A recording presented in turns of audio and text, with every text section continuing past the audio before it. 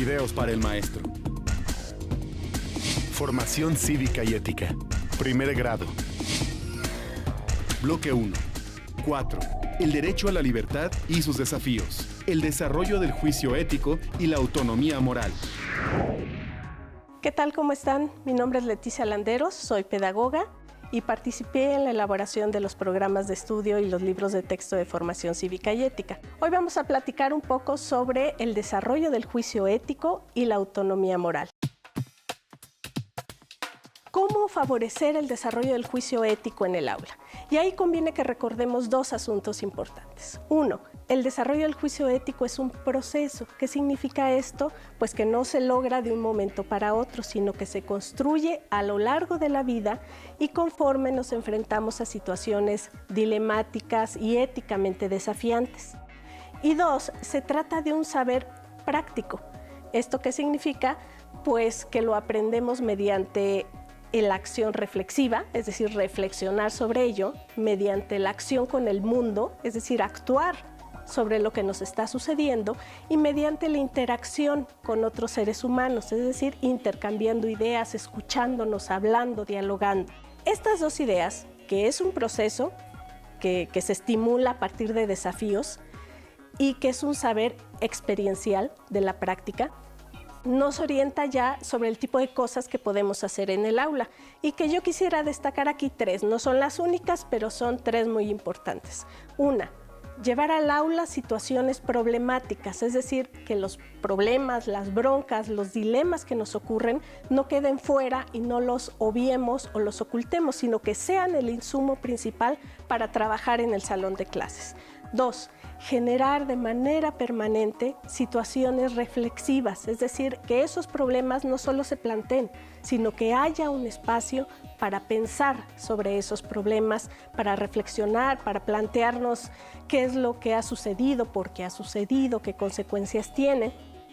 Y finalmente, tener espacios en el aula para discutir y debatir esas situaciones. Recordemos que si es un saber de la experiencia y que requiere el intercambio con los demás, pues en el aula no solo hay que traer los problemas, reflexionar sobre los problemas, sino también ser capaces de discutir y dialogar, porque es lo que nos permite encontrar otros puntos de vista, asumir una postura, pero también contrastarla con lo de otras personas y la posibilidad incluso de cambiar nuestro juicio ético, ese que estaba ahí muy asentado, mover un poco el tapete moral y generar un avance en el desarrollo del juicio ético. ¿Cuál es el papel del juicio ético en el desarrollo de la autonomía moral de los estudiantes? Pensémoslo como un camino. La autonomía moral es muy compleja. Recordemos que es la capacidad para mirar al mundo, juzgar el mundo desde o a partir de principios éticos que asumimos de manera libre y de manera responsable. Es decir, nos hacemos cargo de lo que pensamos y estamos más conscientes de por qué lo pensamos. Si esa es la autonomía moral, digamos, desarrollar el juicio ético es un camino, es una herramienta fundamental para ello. Si ustedes recuerdan, algunas posturas teóricas dirán que el juicio moral es un camino que va desde la heteronomía, es decir, donde lo justo es lo que otros me digan que es lo justo. Piensen ustedes en su infancia, en nuestra infancia, cuando lo que era correcto o incorrecto era más bien aquello que nos causaba placer o que nos generaba un castigo, entonces era malo o injusto. Ese es el nivel más alto de heteronomía que puede ir avanzando hacia niveles de mayor autonomía, donde en el inter, digamos, lo justo, lo correcto es, por ejemplo, lo que digan nuestros padres, lo que digan nuestros amigos, nuestro grupo de pares, lo que digan las normas. Ese es un nivel mayor, hasta alcanzar un nivel de heteronomía donde claro que importe lo que digan nuestros pares, nuestros padres, las normas, pero que seamos capaces de tomar decisiones y de tomar postura ética y de actuar éticamente, no solo a partir de eso que otros dicen, sino a partir de lo que yo considero, a partir de principios éticos que he asumido, que he introyectado, pero que también he pensado y que he asumido. Si puedo hacer eso, entonces soy una persona más autónoma. Y esto no significa que todo el tiempo logremos juicios autónomos. Incluso como adultos sigue sucediendo que tenemos juicios heterónomos. Pero si logramos impulsar el desarrollo del juicio ético, haciendo esto que les decía, enfrentando problemas, discutiendo, contrastando, es más probable que nuestros alumnos puedan superar una etapa de heteronomía e introyectar, incorporar a su vida cada vez más principios éticos que puedan defender, incluso, por ejemplo, si su grupo de pares va en contra de eso. ¿Qué otros referentes conviene tener en cuenta ustedes como docentes para promover el desarrollo del juicio ético? Son varios, hay 3 que me gustaría destacar ahora.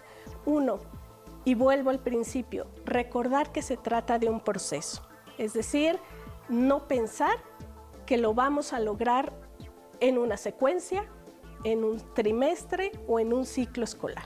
Es un trabajo permanente, un trabajo constante, de modo que estas acciones que tienen que ver con la metodología tengan que estar de manera permanente también en la manera de trabajar en el aula. Solo de ese modo podemos no garantizar, impulsar el desarrollo del juicio ético.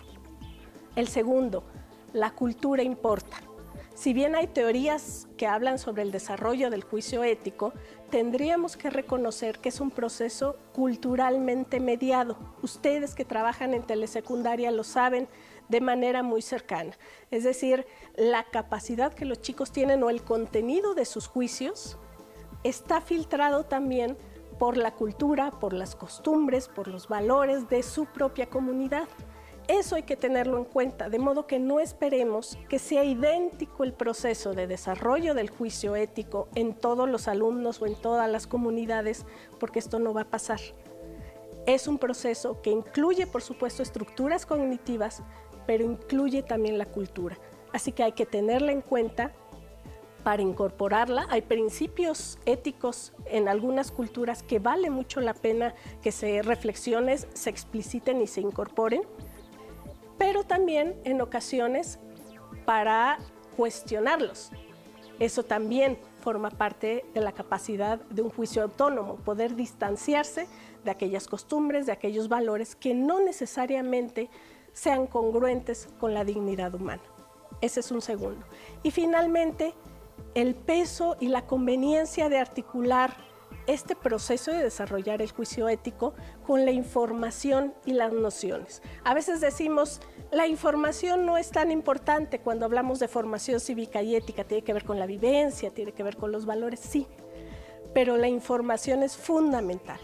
Promover nociones, promover información científica confiable alimenta el juicio ético de los chicos y lo hace más posible, fortalece la posibilidad de que construyan un juicio autónomo. Bien, solo para cerrar, recordarles que el desarrollo del juicio ético es un proceso que sucede en todo momento, no solo en la asignatura, de modo que ojalá puedan invitar al resto de su colectivo docente para que participen y construyan un ambiente escolar favorable a este proceso. Muchas gracias y mucha suerte en su trabajo.